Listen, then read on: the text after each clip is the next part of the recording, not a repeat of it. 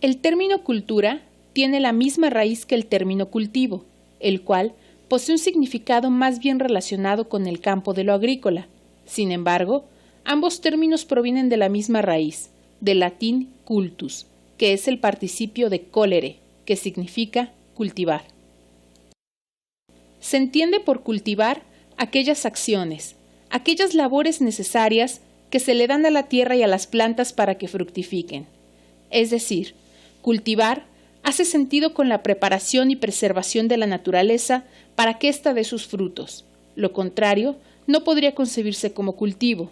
Es decir, las acciones para dañar la naturaleza o evitar que ella dé sus frutos. Cultivar tiene necesariamente que ver con el cuidado de la naturaleza, no con su destrucción. Por otro lado, el único ser de la naturaleza que es capaz de cultivar es la persona humana, aunque también, y desafortunadamente, la persona es igualmente capaz de perjudicar a la naturaleza, pero eso no se considera como cultivo. Entonces, si la cultura es la acción positiva de la persona sobre la naturaleza, debemos recordar que la misma persona humana tiene una naturaleza, su naturaleza humana. Por ende, la cultura tiene que ver con el cultivo, por la persona, de todo aquello que le es propio a su naturaleza, de todo lo humano, es decir, de todas las dimensiones que conforman la naturaleza humana.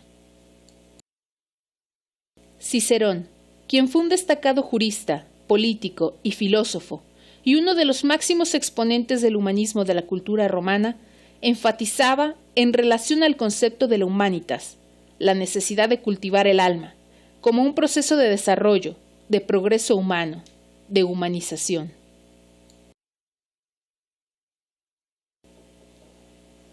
Por ello, la cultura es connatural a la persona humana. Es una acción de la persona, por la persona y para la propia persona humana. Cuando el ser humano entra en contacto, en relación con la naturaleza que lo rodea, o con otras personas, o consigo mismo, por sus acciones puede ayudar a su desarrollo propositivo, agregándoles valor extrínseco, promoviendo su mejora. Por ejemplo, cuando el gran artista Miguel Ángel esculpió la hermosa imagen de la Piedad, al mármol no le cambió su naturaleza, no convirtió el mármol en oro o cualquier otro material, lo que en realidad hizo fue darle una bellísima forma y esculpió así una magnífica obra de arte, es decir, hizo cultura. Lo mismo puede suceder cuando una persona contribuye a la formación de otras personas, genera cultura.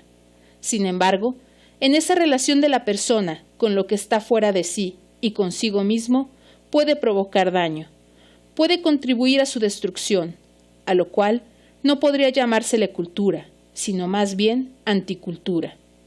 En esta argumentación encontramos lo que se puede considerar la verdadera cultura o cultura de la vida, y también su contrario, la anticultura o cultura de la muerte.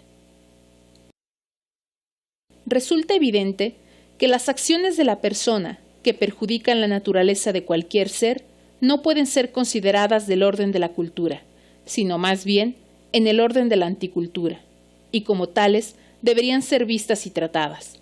Sin embargo, paradójicamente, en la actualidad se puede observar una enorme confusión al respecto. Para comprender la gran amplitud del concepto de la cultura, resulta necesario reconocer dos tipos o dimensiones de ella. Por un lado, la llamada cultura subjetiva, denominada así porque es la que se constituye en el sujeto, en la persona. Es decir, la cultura subjetiva es esa acción de la persona para el perfeccionamiento de la propia persona, para el desarrollo propositivo y actualización de lo que le es propio, de sus facultades y potencialidades humanas, acción que es mejor conocida como educación. Esta cultura no es heredable, es decir, no se nace con ella, sino se recibe y se asimila de la cultura anterior. El ser humano al nacer y por el proceso de educación va asimilando y haciendo propia la cultura que recibe de quienes le han precedido y de su entorno, y con ello se va culturizando. Es por ello que su santidad, San Juan Pablo II afirmaba que la cultura es aquella a través de la cual el hombre, en cuanto hombre, se hace más hombre.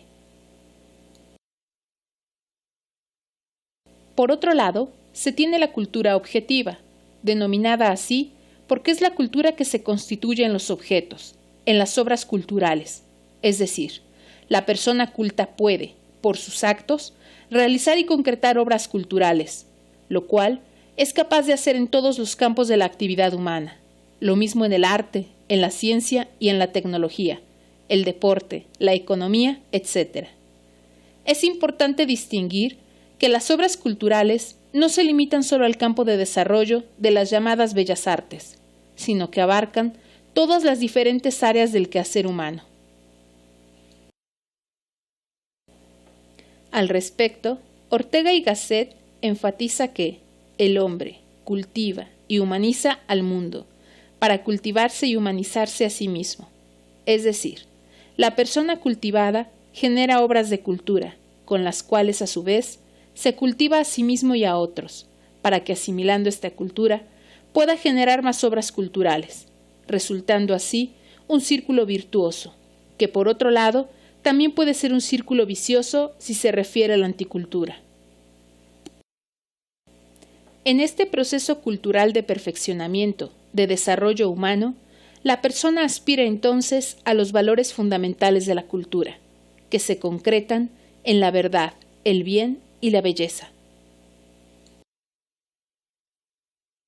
La cultura subjetiva y la objetiva comúnmente se enmarcan colectivamente en una sociedad, en un pueblo, en una nación, y por ello se constituyen en sus valores culturales, mismos que se manifiestan y reconocen en su idioma, su historia, su arquitectura, su educación, en su gastronomía, tradiciones, costumbres, en su religión, etc.